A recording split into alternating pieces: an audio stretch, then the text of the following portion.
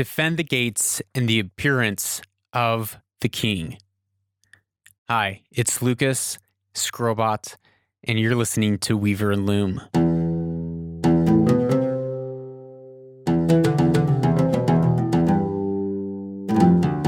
So we've been talking about the city gates of old Mesopotamian ancient cities for a few days now. And there are different activities that would always happen within the city gates, and was really the lifeblood of the communities back then and the cities back then. It wasn't just a door, but it was a whole courtyard, a city square where people would gather and there would be monuments and the king would show up and give cast vision, which is what we're talking about today. And there would be judgments and executions and legislation that's passed. It's really the heartbeat of the entire community. And it represents for us today, it represents the cultural norms, the story and the identity that we establish and tell ourselves to keep our community safe, to keep order, to keep a sense of vision and direction. And without our city gates, we are ruined. Just like with Troy and the Trojans, they were not careful to watch their city gates well enough, and because of that, the city fell. The walls held for 10 years, but they didn't watch the gates well enough. What are we letting into our communities, and what are we sending out of our communities, or us as individuals or families? This is really important for the health and success of any person or organization, including a family, in the long run. Simply put, we're talking about boundaries. Today, one of the things that happened in the city gates, it's the place that the king or the leader would come and cast vision. He would come and give orations, or she would come and encourage her people and stir them up to go and fight a battle, or to release a decree, or even just to stop and talk with people and hear what's going on in the community. In order for us to have healthy communities, healthy families, we need to have moments where we as leaders are coming out into the city gates, coming out and assembling the community and encouraging and casting vision. This doesn't just fall into one sphere of society. There are 7 different distinct spheres of society. The 7 spheres is the sacred sphere or religion. Then there is family, education. There's the political sphere. There's celebration or the arts and entertainment. Then there is also economy or the financial or business sphere. And the last sphere is the media and news sphere. So there are these different 7 spheres, and we've identified 9 different things that happened at the city gates. So this one kind of falls not into one category completely, but it kind of straddles 2. And the 2 that I feel that it straddles would be family, because as families, we are leading.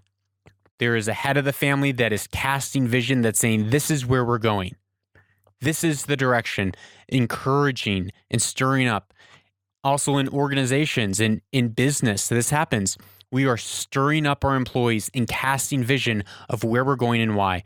And also in the political sphere, the leader of the country is standing up and giving an oration to pull the country together, to encourage and give strength.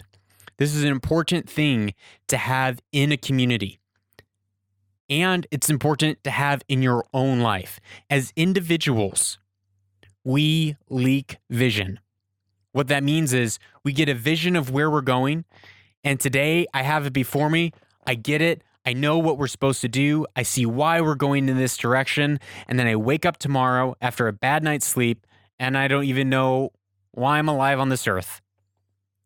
I've lost vision. I have to stop and I have to remind myself and orate again and say, okay, this is where we're going, and this is why. There needs to be a rhythm in our personal lives, in our family, in our organization, or in a country, in a state, of regularly touching base with the people that we're leading, whether it's we're leading ourselves or we're leading an organization, regularly touching base and recasting that vision again and again and again and again. And it's drip, drip, drip. And you're going to feel like you're saying the same thing that you said yesterday and the same thing that you said the week after that. But if it's your story, if it's your narrative, if you're encouraging and leading and calling people to the higher cause that you have all agreed to bind yourself around, which is why you're in those city gates, it's why you're in that tribe or that community to begin with,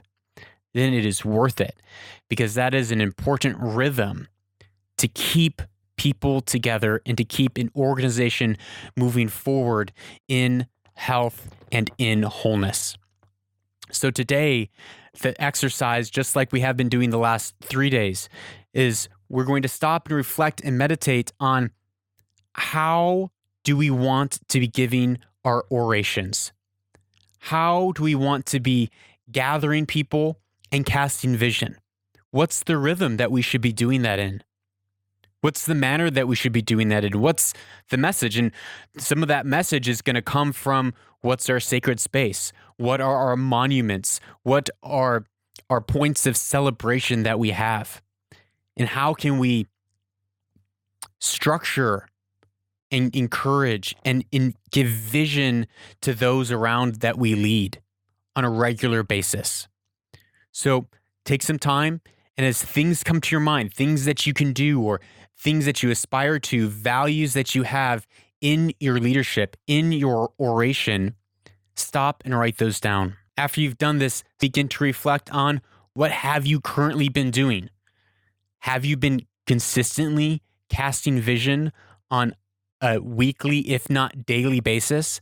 Have you been calling people together and showing and declaring and encouraging them in the direction that you're going as an organization? Have you been doing that with yourself? If I were to do this exercise right now, I would not be too impressed with myself. Because even as I'm sharing this with you, I'm thinking, wow, one, I need to do a better job at pausing and telling myself and reminding myself and encouraging myself of the direction that I'm going. And then I need to do that with my family, in my team. I for sure, that is a weakness of mine that I am working on, that I am doing this exercise with you as well, writing down where I have fallen short, where I have succeeded. And that then leads us to the third and final exercise, where we compare and contrast and we see, okay, this is where we want to be. This is where we are. Where have we fallen short? Where have we succeeded? How can we order our lives in a way that has regular touch points of us casting vision to lead the organization or individuals that have been given to us to steward forward?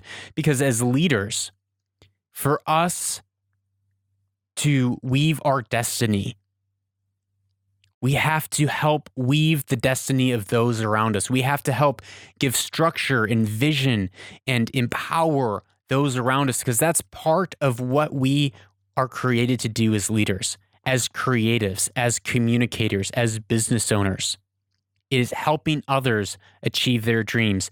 And we can do that by encouraging them and urging them to run the race that's been set before them. So thank you for listening to this episode of Weaver and Loom.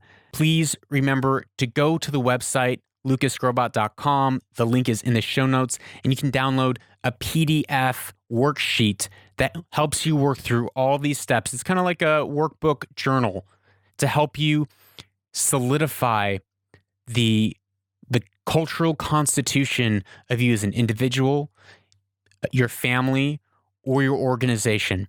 I would strongly encourage, work with this with someone else. Don't just do this by yourself. Find your best friend, find your sister, find your spouse, find your business partner and you and her or you and him work through this together, because that gives a layer and a level of accountability.